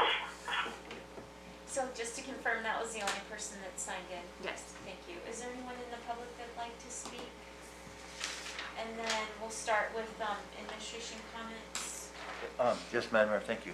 So, thank you for a nice meeting tonight. Good conversations going all around. So last Wednesday, I ran over to Kenai with KPED to meet Senator Murkowski. So she was over there to talk with all the city managers from around the peninsula and KPED and then the job center. And so she understands about the issues about finding people to work this summer. And I know that she says they were working on the J1 issues. It's about working with the other, COVID has just got thrown a wrench in everything. So they're working on something. I talked to her about keeping the Lower Canoe Tunnel thing moving forward. She knows about it. She knows we want to keep going forward with that because it's a big thing for our town. And also about the Coast Guard cutter FRC still coming to Seward. That's moving along fine. And also talked to her about, and she's moving forward with Senator Sullivan about the Coast Guard icebreaker being located here in Seward. So we're pushing that. We push it with the state legislatures to help also let the federal know that we want this in Seward. And we also talked about JAG and how all the work that they're doing, and if she keep pushing to bring more Navy ships, more Coast Guard ships to Seward.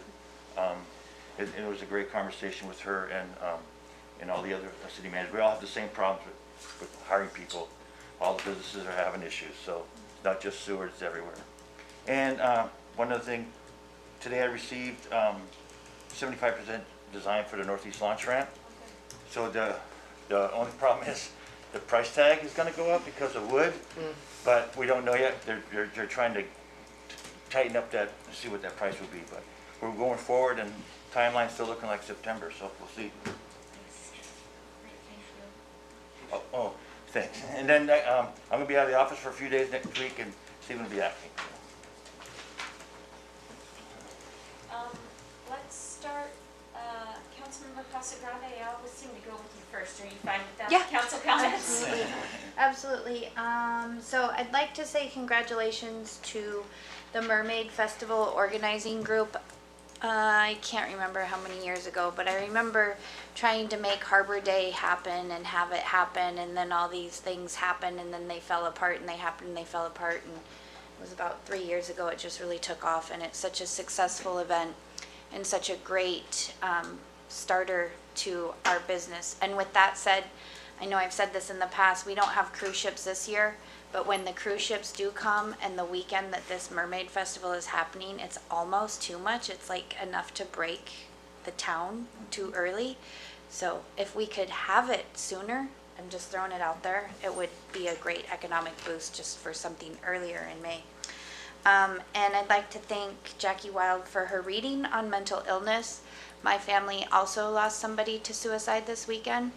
And so it's really amazing to know that it's Mental Illness Month, and my dad just called me yesterday asking me to reach out to the family, and it's like, wow, how do you make that call? So having that awareness is really meaningful and thoughtful, so I'd like to thank her for reaching out. I'd also like to thank the Electric Rate Study Committee. I know sometimes I seem ungrateful because I pick apart work, but I couldn't pick apart something unless it wasn't done so well. So I'd just like to thank Rob, he was not here, but also the committee and Mr. Hubbard for a great study. and the maintenance of our electric utility since Rob has come on board is really clear and great to be witnessing. I think that is it, other than if we thought we were going to be at 75%, I think we're sadly mistaken. I really think that we're going to be back at 2019, other than people that didn't raise their rates soon enough thinking that they needed to keep them low because it was going to be an off year. So thank you. I just have a couple things I want to remind the community that Kayak Adventures is doing local discounts for locals on May 22nd and June 5th, and they welcome families. And I wanted to thank Laura Schneider and Hyper for all their work that they've done, and for just getting back to us on a recommendation with the daycare idea so quickly. You know, we put that in their hands, and I feel like they really went with it and did a lot of work on it and came back to us quickly with that. So I really appreciate that, and I find it an interesting idea. And that's all I have. Thank you so much. Thank you. So we'll go to Councilmember Cease. I just have a couple of things. One of them is to thank Rob and all the work that everybody's done on the rate study. And I want to say that Becky Dunn is correct. Going out to the dump is a sickening feeling with all that stuff all the way around all those roads. I hope something can get done about it. I even thought about stopping. I thought I'm going to be here for a week if I have to pick it up myself. And I'm happy that Laura Snyder spoke on childcare. I think that is something our town really needs. When a couple of them had closed, it was just a crying shame that we had none again. And that's it. Thank you, everybody. Thank you. Councilmember Osinga? Just everybody enjoy the harbor opening and the Mermaid Festival next weekend, and be safe out there. Councilmember McClure? Well, I just wanted to say, it kind of gets lost in translation sometimes when we put things on the consent agenda, but that resolution 2021-056 was for a really cool animal control van.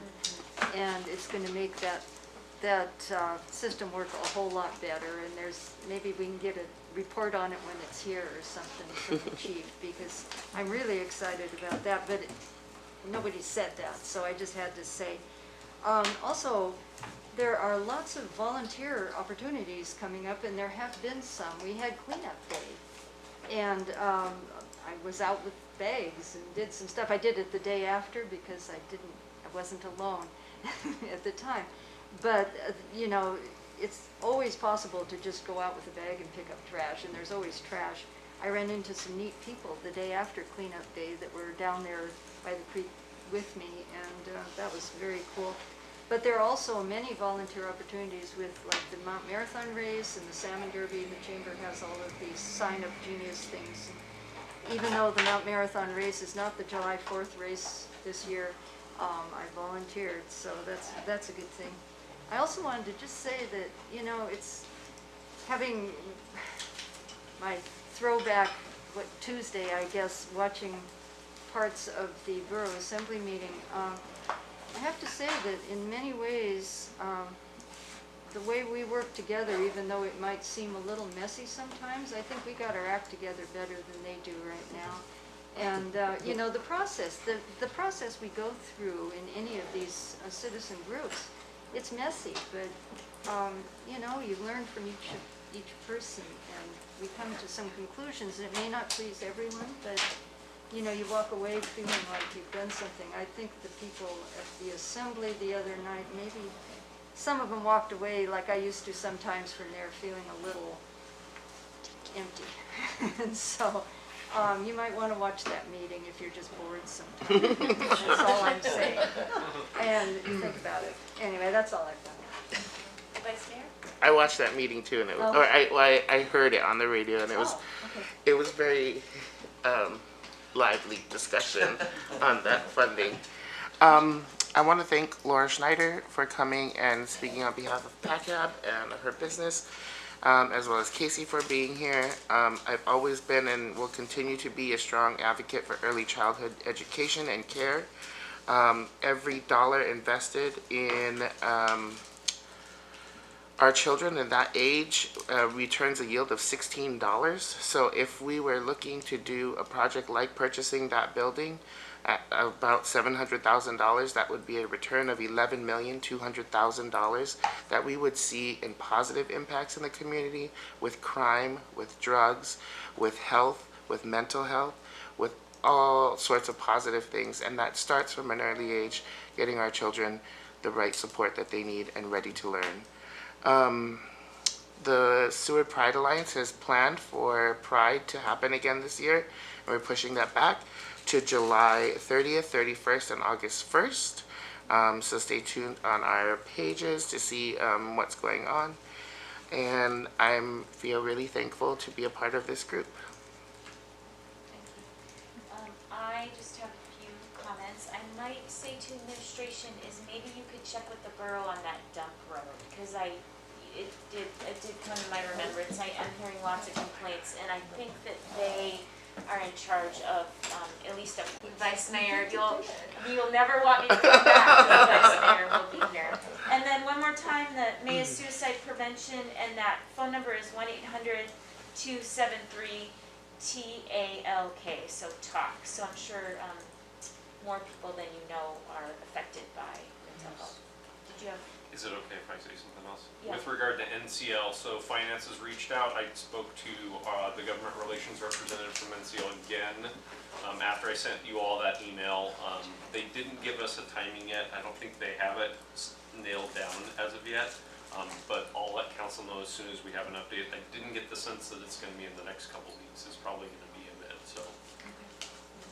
Well, thank you very much. That was good news. And with that, I'm going to adjourn at 9.